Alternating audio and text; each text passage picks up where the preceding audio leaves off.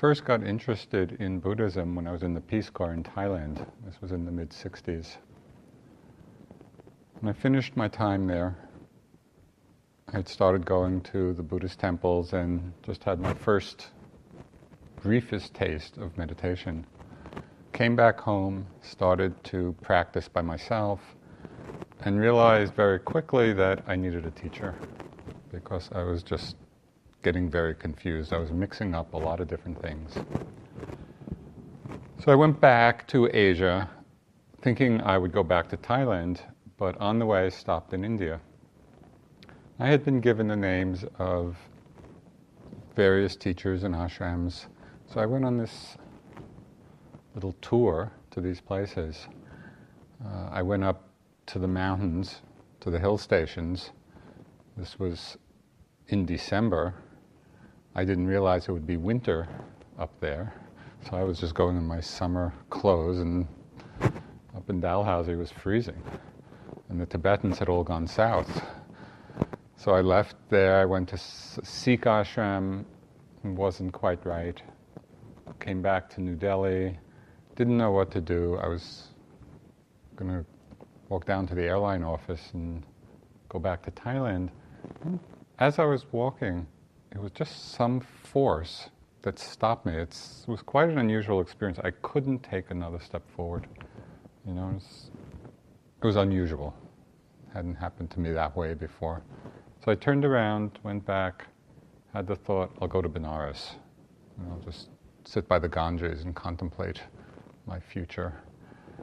Went there, leaving, was going to go back to Delhi, and just on the way to the train station I had the thought, I'm going to go to Bodh Gaya, which was in the other direction. Go to Bodh Gaya. At that time, this was in 1967. Very few Westerners there, very small village. I go into the town, you know, and of course this is the place of the Buddha's enlightenment. I meet some people who tell me they're studying with this guy named Munindraji. You know, and I had, of course, not heard of him, had no idea who he was. But they take me to the Burmese Vihara. It was kind of a rest house for Burmese pilgrims, but Burma at that time was closed, so it was pretty empty, except for these few Western travelers. Go, and we're sitting with Munindraji up on the roof of this Vihara. And he goes around to this very small group of people, asking each one of us in turn, why did we come? You know, what's our aspiration? What's our aim in practice? And people had lots of different aims. I was quite surprised. You know, they came for a lot of different reasons. But for me, the aspiration, the aim was so clear. You know, and I told them, I've really come for awakening, for enlightenment. That was my aspiration. So he then went on to just describe the basic technique of Vipassana, you know, the meditation practice that we're doing. And from that very first time of instruction, for me it felt just like coming home. It was exactly what I was looking for. Because it seemed to me the simplest, although not necessarily easy, but the simplest and most direct way of looking at this mind and body. You know, there were no elaborate rituals or ceremonies or elaborate practices. It was just sitting down and observing.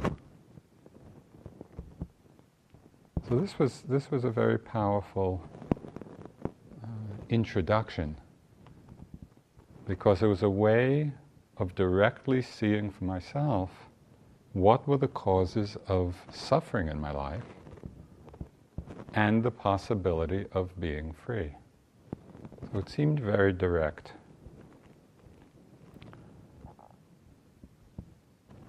This Vipassana practice, and there are many methods of Vipassana. There are over 50 different ways, techniques of doing Vipassana. They are all rooted in one discourse of the Buddha,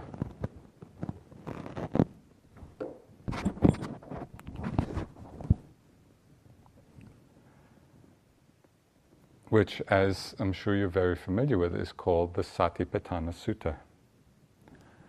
And he begins this discourse with what to me is an amazingly bold and unambiguous statement.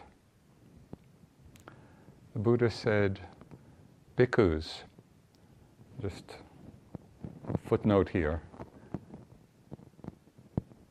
in the description or the commentary to the sutta, it says that bhikkhus here refers to anyone who is practicing. Anyone who is doing the practice is included in this term bhikkhus. So he's really talking to us.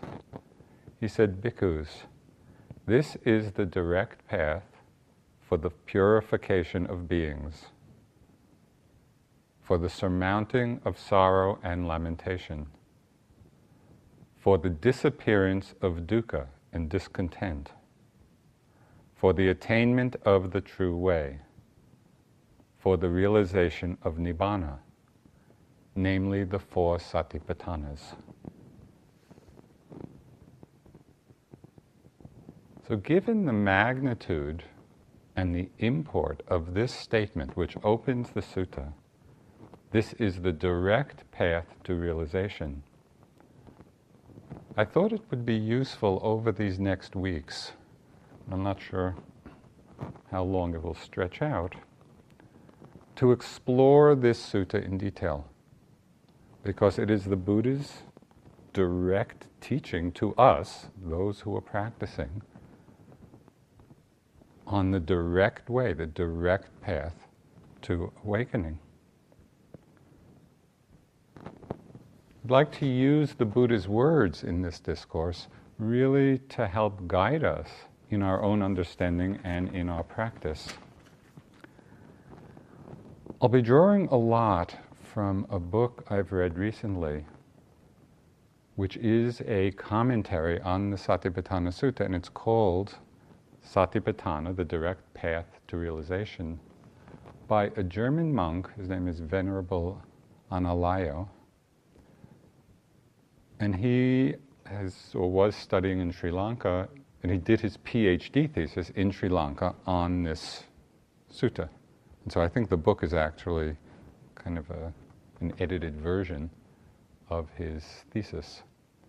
But it's really wonderful. As I read it, it was just tremendously inspiring to me because it opened up in ways that I had not fully appreciated the range and the depth of what's contained in it. When we look at this sutta, the Satipatthana Sutta, we find that all of the Buddhist teachings are contained within it. And it's tremendously rich. And I think part of the Buddha's genius in his teaching was that when we open any one door into the Dharma, it actually leads to all the rest. So we can look at the Dharma from any perspective, and if we open that door, it just expands to the whole.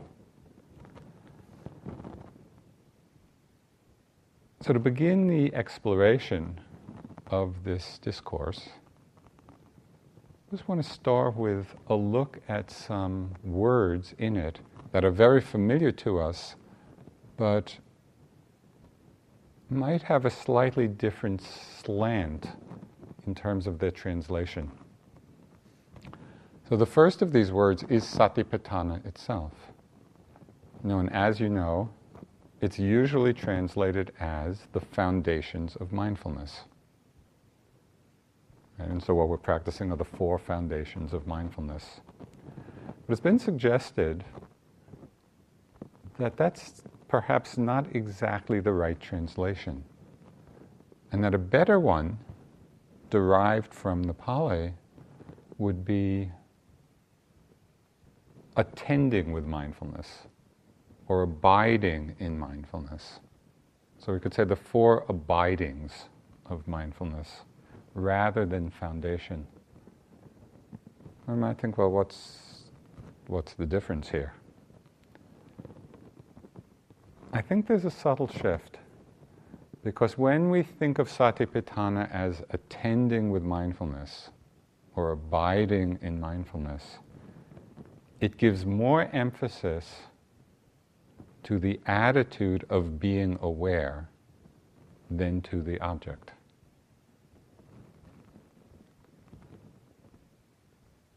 And we can see how this could play itself out in our understanding of the practice as we try to find the balance between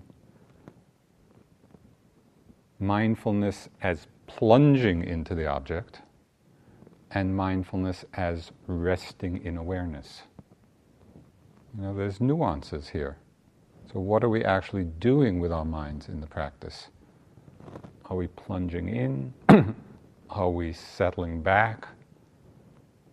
And as we explore further the sutta, we'll see that at different times we want to be using one or another of these aspects. What is the first word to consider Satipatthana and what it means? Abiding in mindfulness, the four abidings, emphasizing the awareness side. The second term is one which we're all very familiar with. And it's really central to the current understanding of our present situation and the possibility of freedom. And that is the Pali word dukkha.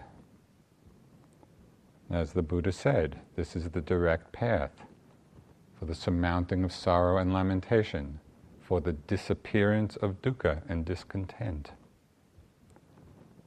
So usually we translate the word dukkha as suffering. That's the most common translation. But there's a very interesting derivation from the Pali of what this word means. And when I read it, it was kind of interesting and a little startling to me. The prefix du, du, means difficulty or badness. What's bad? And ka, and this is what was surprising, is the axle hole of a wheel. So dukkha means the axle of the wheel not fitting well into its hole. What happens when the axle doesn't fit well? It's a very bumpy ride.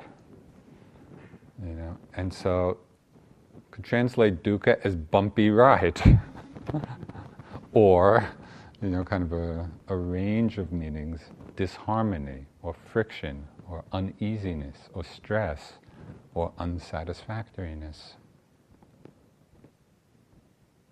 It's just that image was so striking to me, because I could just picture myself, especially remember when years ago we went to Upper Burma to visit the home monastery of Mahasi Sayadaw, and it was the Mahasi monastery, and Mahasi means big drum. So that was the name of the monastery, and it was way, way out. I mean, way out in Upper Burma. And for part of the ride, we were in this ox cart, just bumping along on this road. So when I read this, and I remember thinking to myself at the time, that's dukkha. So it was a very visceral image. But again, there's a subtle point here to understand, and it has strong implications for how we understand the practice. And that is the understanding that for this bumpy ride of phenomena to lead to suffering, there has to be the presence of craving. That craving is the cause of suffering. Suffering is not inherent in the phenomena itself. It's only in the way that the unawakened mind is experiencing phenomena. So while even an arhat, somebody who's fully liberated, experiences the dukkha of conditioned existence, it's still a bumpy ride, but there is no suffering because craving has been uprooted.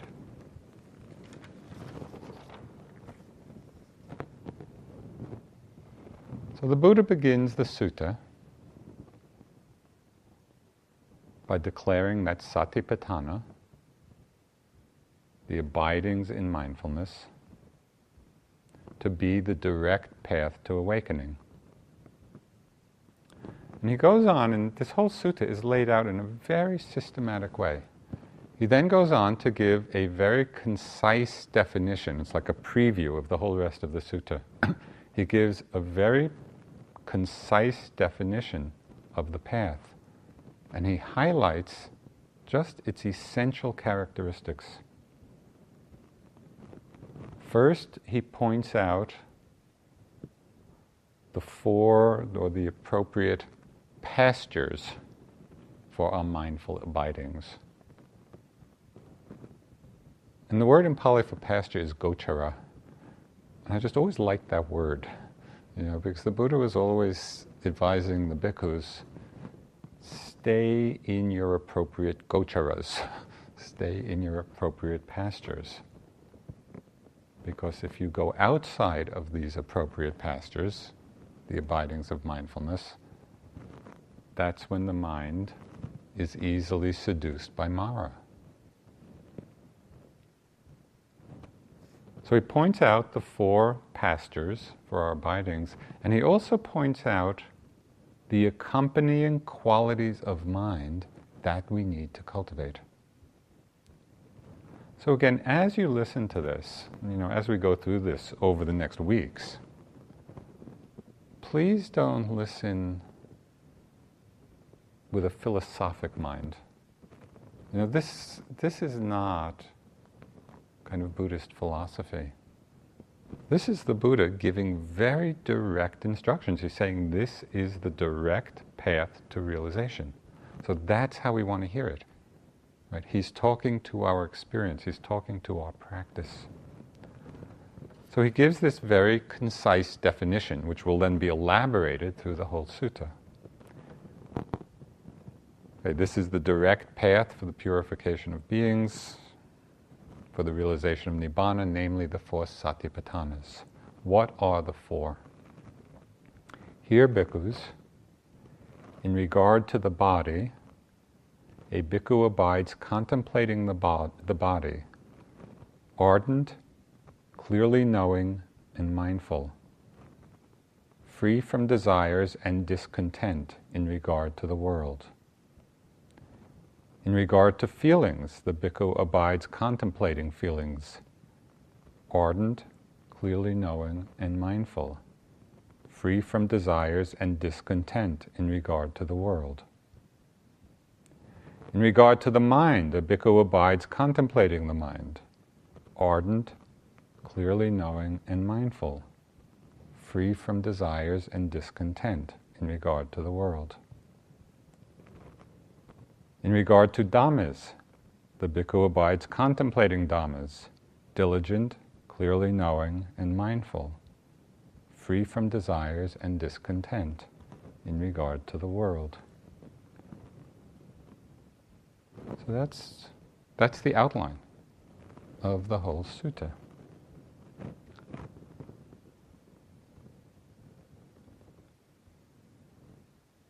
As part of our cultural attention deficit disorder, I find that when I'm reading the suttas or listening to them, whenever I come across a whole series of repetitions, my mind just tends to skip over them, thinking, oh, I heard that already.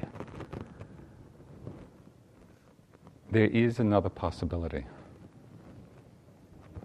As the Buddha repeats, with each of these four abidings, he's repeating the words, abiding ardent, clearly knowing, and mindful, free from desires and discontent.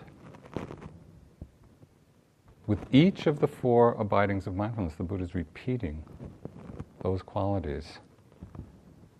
Perhaps he actually is trying to tell us something, that these qualities are important. These are the ones that we need to cultivate. These are the ones we need to strengthen. So I'd like to spend a little time just looking at what each of these qualities are so that we actually can begin to strengthen them in our practice. This is what the Buddha is suggesting we do. So the first of them, the first of these words is abiding ardent, ardently, with ardency. The Pali word is atapa, and it means this balance and sustained application of energy.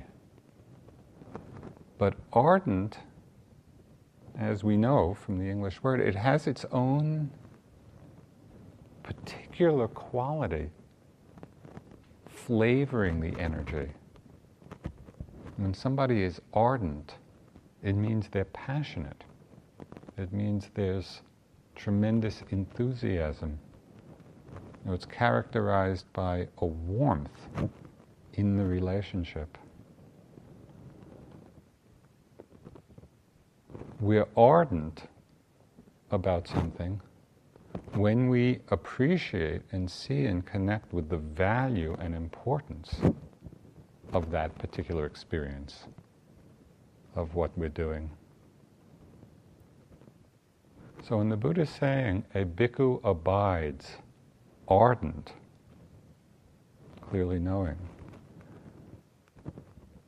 he's really suggesting, this quality of ardency is suggesting kind of a passionate care with what's happening. Sense of continuity, a sense of perseverance. So one of the familiar similes that's given for this quality of ardency, is of a person walking through a crowd carrying a pot of water or oil on their head. And if you've been, in Asia or other places, you're probably familiar with seeing people carry these big pots of something on their heads, and it's quite amazing how they can do it.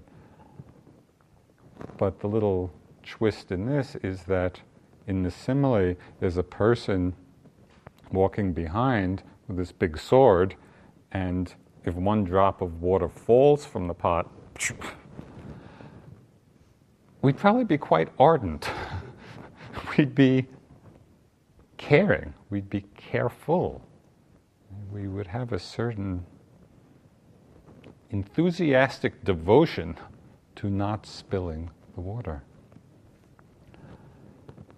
Just from another side, perhaps slightly less threatening side, there was a recent Chinese Zen master, Su Yun, and I think maybe he died in the 1950s. He's in the last century.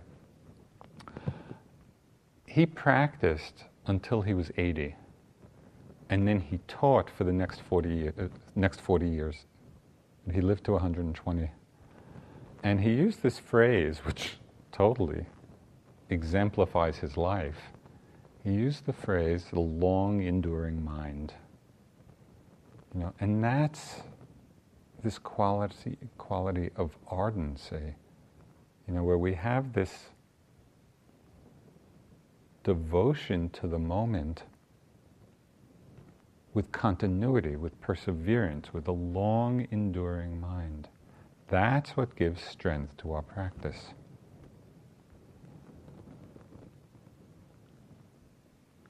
So how can we develop, how can we strengthen this quality of ardency? Because as you know, sometimes it's there, sometimes it's not there. One way to call it forth especially at those times when we're feeling the lack of it, is to reflect on the purpose of our practice. What are we doing? Now really reflect on the Dharma, because we all know, and it's what brings us here together, is that the Dharma is this jewel of priceless value. And we really do understand it as being the source of every happiness and of the deepest kind of happiness.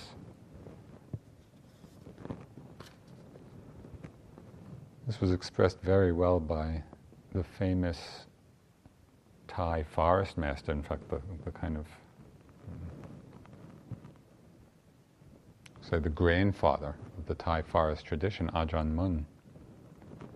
He said, of all the many things that people value and care for in the world, the mind is the most precious. In fact, the mind is the foremost treasure in the whole world. So be sure to look after it well. To realize the mind's true nature is to realize Dhamma. Understanding the mind is the same as understanding Dhamma. Once the mind is known, then Dhamma in its entirety is known. Arriving at the truth about one's mind is the attainment of Nirvana. Clearly, the mind is a priceless possession that should never be overlooked. That says it all. Of all the many things that the people value and care for in the world, the mind is the most precious.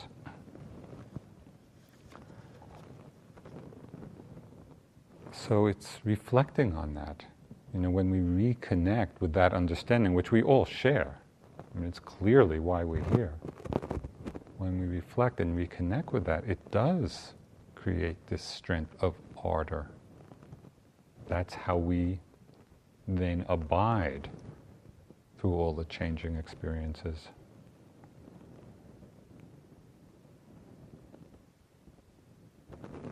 We reflect on the rarity of connecting with the teachings and the opportunity to practice.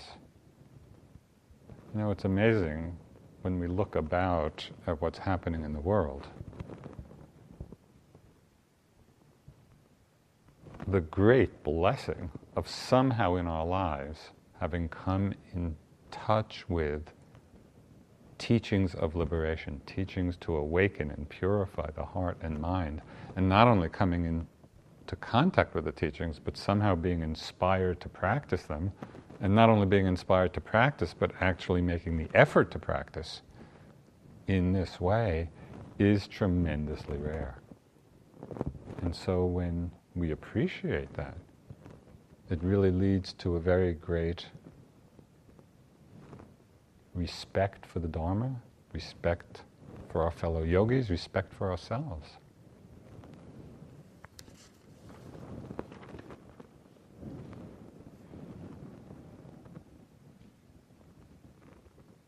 So this quality of ardency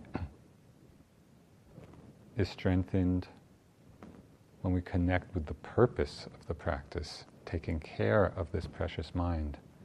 When we reflect on the rarity of conditions which allows us to do it. This feeling of ardency, of passion for practice, also comes when we reflect on and see very deeply the transient nature of all phenomena. Look at all the things that we identify with, we think are important and get attached to. Whether it's people or possessions or feelings that we're having, conditions of the body or mind states. All of these things that we get identified with and so attached to, all of them are just part of this transient flow of phenomena. Not one of them is exempt from the truth of change.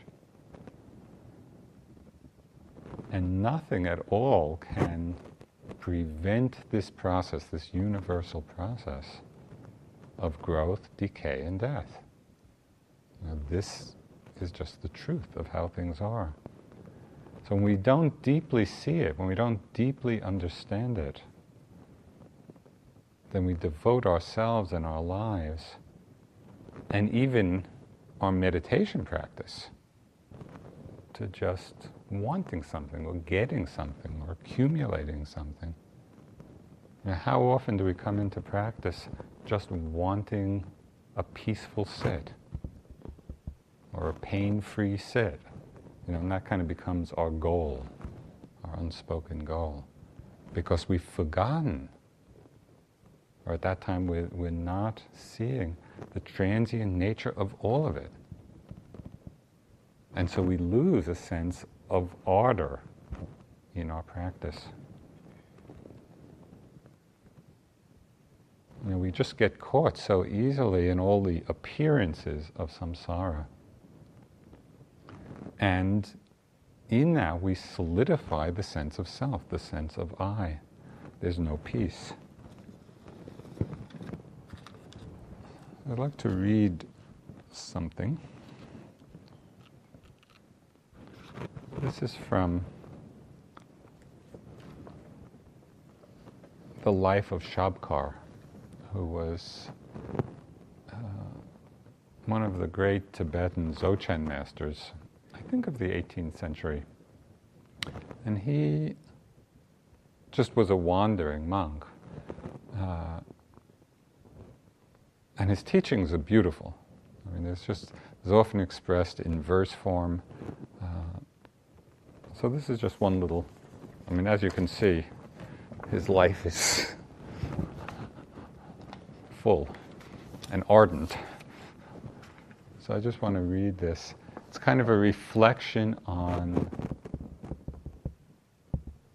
transiency and how it can stir and arouse this feeling of ardency, of passion, of care.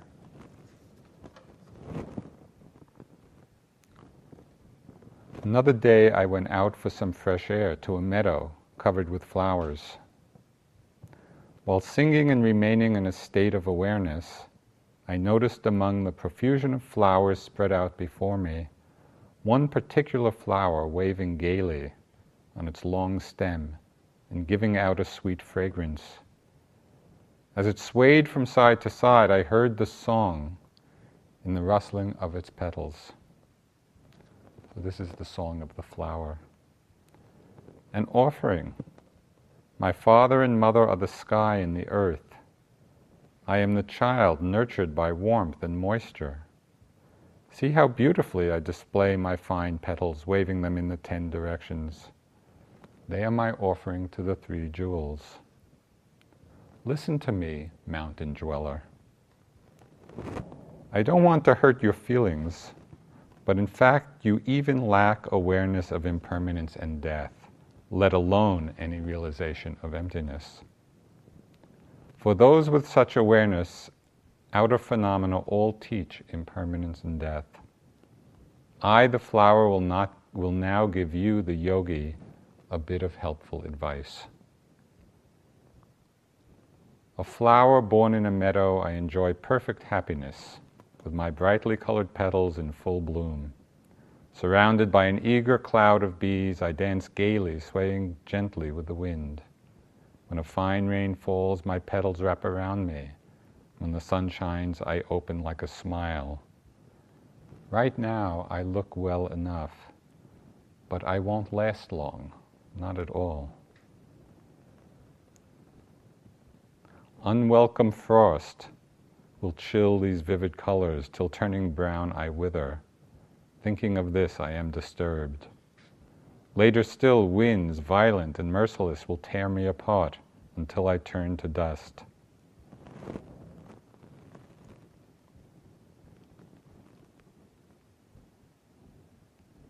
You, hermit, are of the same nature.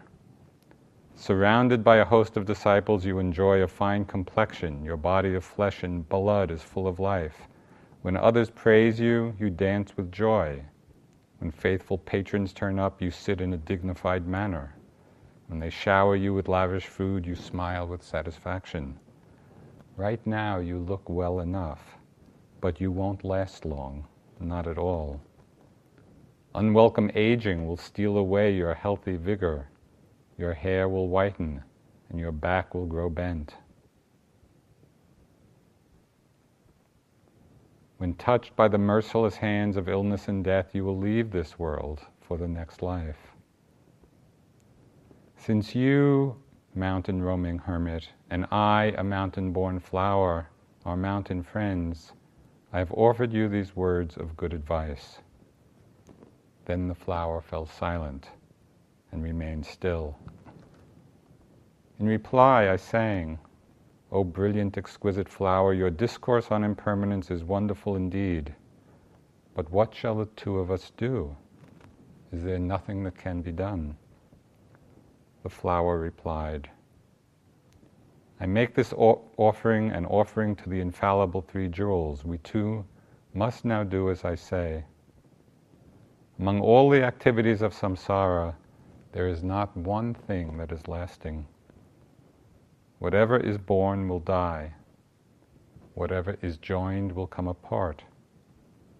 Whatever is gathered will disperse. Whatever is high will fall. Having considered this, I resolve not to be attached to these lush meadows, even now in the full glory of my display, even as my petals unfold in splendor. You too, while strong and fit, should abandon your clinging. Meditate in solitude. Seek the pure field of freedom, the great serenity. It goes on and on, but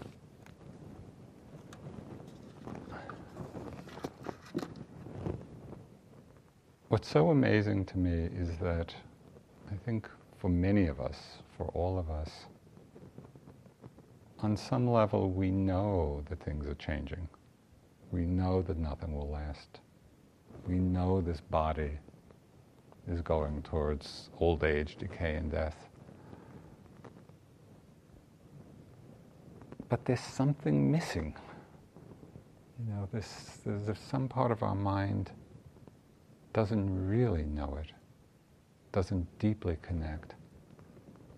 And so I see the beauty of this practice, you know, and this opportunity to practice as just deeply, deeply integrating this wisdom. Because when we see it clearly, the mind does let go of clinging, it does let go of grasping. We do abide in the great peace, in the great serenity.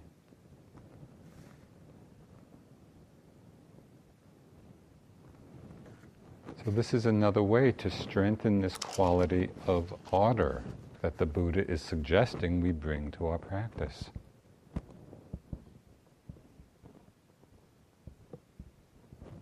We reflect on the preciousness of this mind, the rarity of the opportunity, the truth of the transiency of phenomena. And the last reflection that helps establish us in ardent practice is realizing that the only things that can be said to truly belong to us are the actions that we perform and their subsequent fruits. You know, the Buddha said often, reminded us often, that results follow actions like a shadow follows us.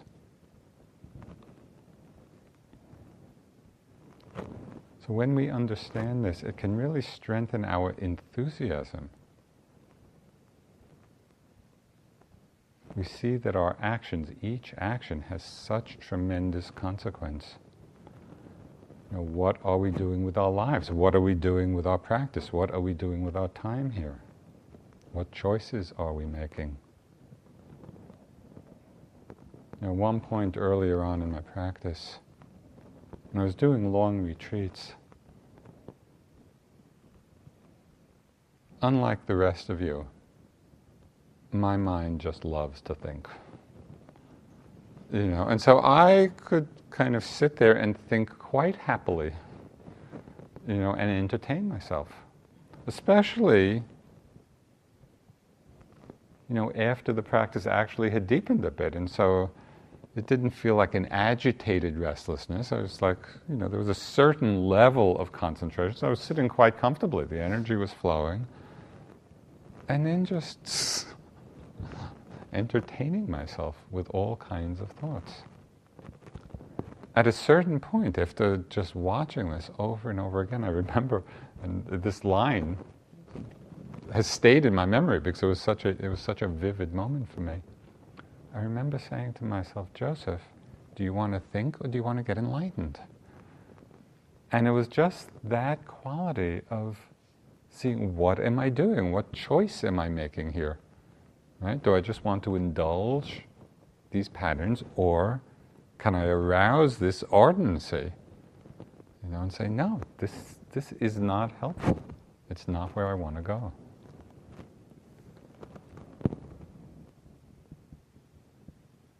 So when we have this quality that the Buddha repeated, in the refrain, with each of the abidings of mindfulness, saying, abide ardently.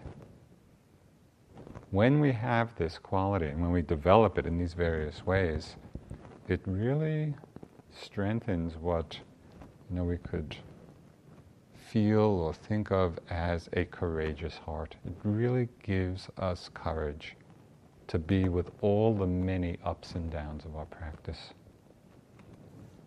Because we go through many difficulties.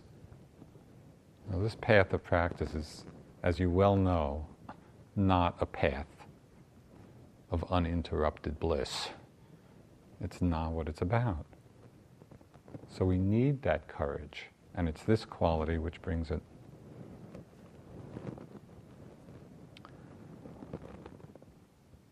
Okay, the second quality the Buddha is recommending to us. Here, bhikkhus, in regard to the body, a bhikkhu abides contemplating the body, ardent, clearly knowing. Clearly knowing is a translation of the Pali word sampajano. It means clearly knowing, it means fully aware. It's our ability to clearly comprehend what it is that's going on, what it is that we're doing. And so this quality, sampajano, is the investigation, it's the wisdom factor. Ardency was connected with the energy factor. Sampajano is the wisdom factor. So again, I want to read from the Satipatthana Sutta. It's a whole paragraph of teaching about clear comprehension. And so we'll give you a very unambiguous sense of what this quality is. Again, bhikkhus, when going forward and returning, a bhikkhu acts clearly knowing, or fully aware. When looking ahead and looking away, bhikkhu acts clearly knowing. When flexing and extending the limbs, a bhikkhu acts clearly knowing. When wearing the robes and carrying the outer robe and bowl, a bhikkhu acts clearly knowing. When eating, drinking, consuming food, and tasting, a bhikkhu acts clearly knowing. When defecating and urinating, a bhikkhu acts clearly knowing. When walking, standing, sitting, falling asleep, waking up, talking, and keeping silent, a bhikkhu acts clearly knowing. So again, it's very explicit. And that's the beauty of this whole sutta. This whole sutta of instruction on the direct path to liberation, the Buddha is just laying it out for us. He said, this is what we need to do. We abide contemplating the body, ardent, clearly knowing. On retreat here, just by way of extension, we might add explicitly to this whole list, which is pretty exhaustive, but we might add some particular activities that impact your fellow yogis. So when opening and closing doors, a yogi acts clearly knowing. When entering and leaving the hall, a yogi acts clearly knowing. And you could go down your favorite list of annoying, disturbing activities.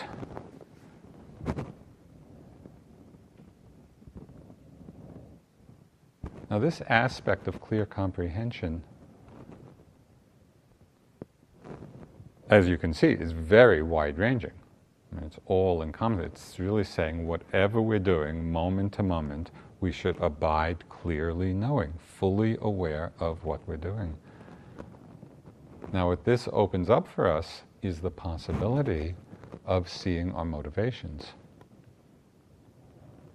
And then to choose before acting, is this wholesome, is it unwholesome? Is this something worth doing or worth not doing?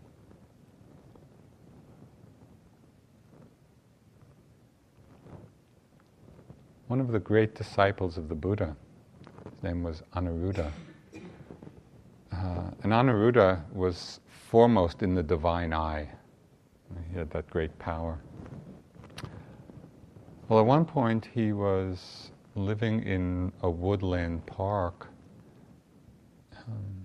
with a few other monks. And the Buddha came to visit and asked Anuruddha, are you all living together harmoniously? And Anuruddha said, yes, Bhante, we are. And so then the Buddha asked, well, how do you go about living harmoniously? And I like this particular exchange because it's so relevant to all of us living in community together. And Anuruddha said, they live together harmoniously because, and he was then speaking of himself, that he would think, why should I not set aside what I wish to do and do what these others wish to do? And it was through that thought that they found themselves living together harmoniously. Why don't I set aside what I wish to do and do what these others wish to do? Now, on a silent retreat like this, there may not be that much opportunity, to really be considering or even know what others are wishing to do. But it points to, I think, an essential attitude for living together in community. And that it's an attitude of care for each other. And so then, instead of simply practicing the Brahma-viharas, this aspect of clear comprehension actually allows us to live the Brahma-viharas. We're relating to one another with a feeling of care. So I think this is tremendously important, and if we can't do it here, what can we expect from the world? And so it's just a tremendous opportunity, because in this refinement of environment, we can see so clearly the subtleties of our minds and our hearts and our feelings. And obviously it's not that we should have some notion that we're going to be saints and perfectly loving feelings all the time and not get irritated and annoyed, but with clear comprehension, with sampajano, We know, we see that arising. And then there's the choice. Do I act on this or do I let it go? What is the motivation?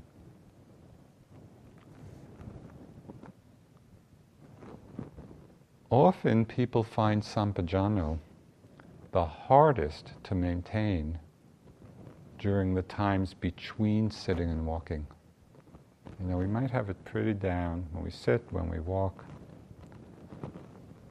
But are you really practicing it in your room?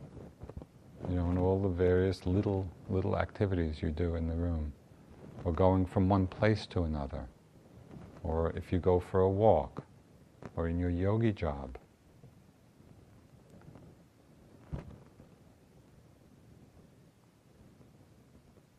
Again, I want to emphasize that this is not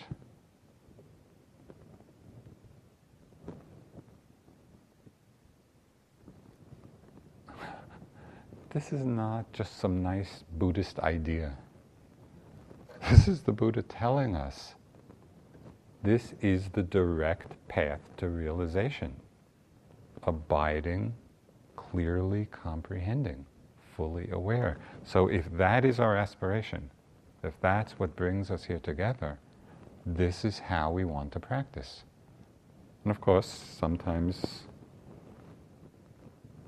we'll be there with it, and sometimes we forget. But if it's in our mind, yes, this is what I'm cultivating, and we do it with ardency, it gets strong. It gets more and more powerful.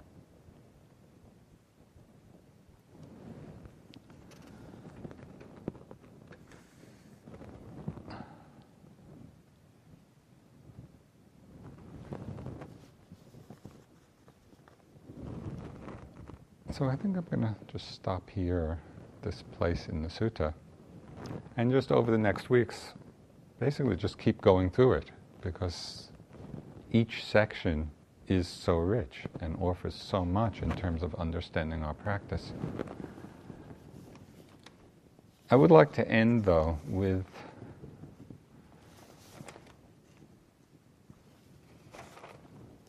just an underlying attitude which can hold everything we do.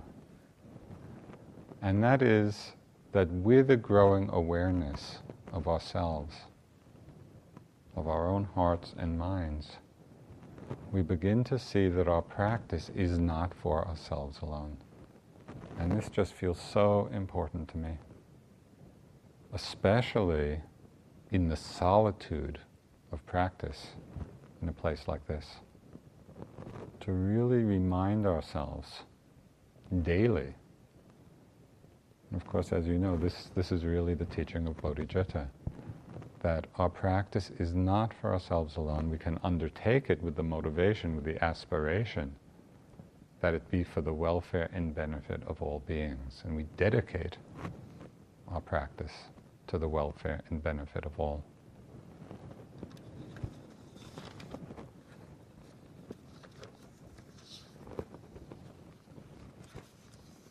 You know, and this was the Buddha's words to his first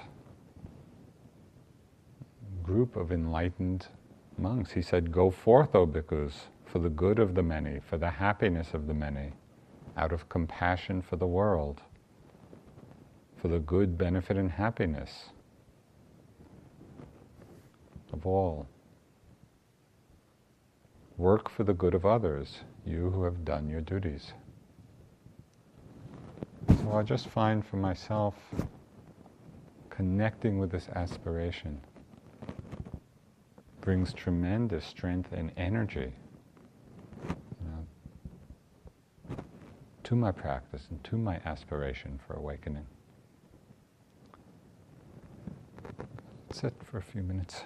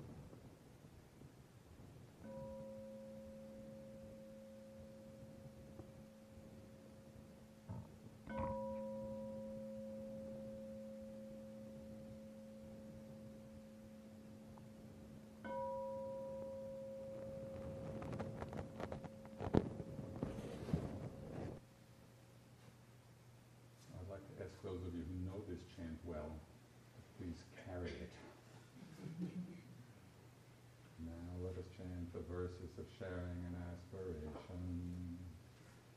Through the goodness that arises from my practice, may my spiritual teachers and guides of great virtue, my mother, my father, and my relatives, the sun and the moon, and all virtuous leaders of the world, may the highest gods and evil forces, celestial beings, guardian spirits of the earth, and the Lord of death, may those who are friendly, indifferent, or hostile, may all beings receive the blessings of my life.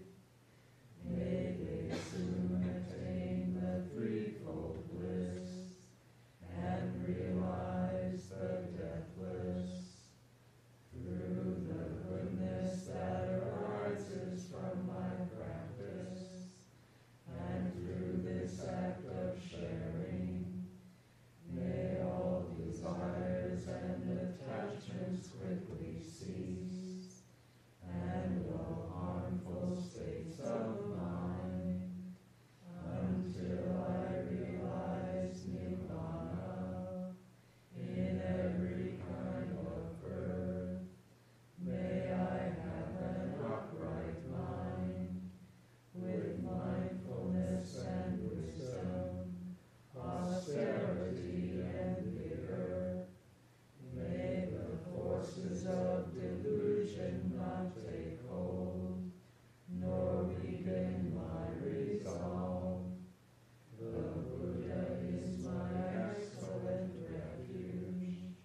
Unsurpassed is the protection of the Dhamma. The solitary Buddha is my noble Lord.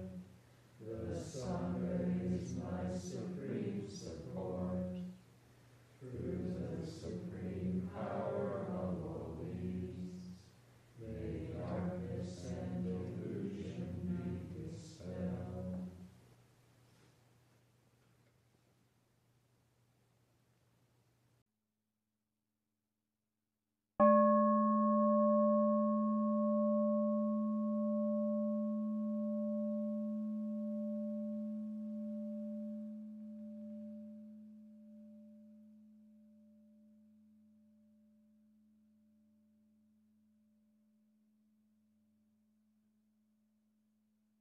This talk was given by Joseph Goldstein at Forest Refuge on April 2, 2004. It is an offering of the Dharma Seed Audio Archive.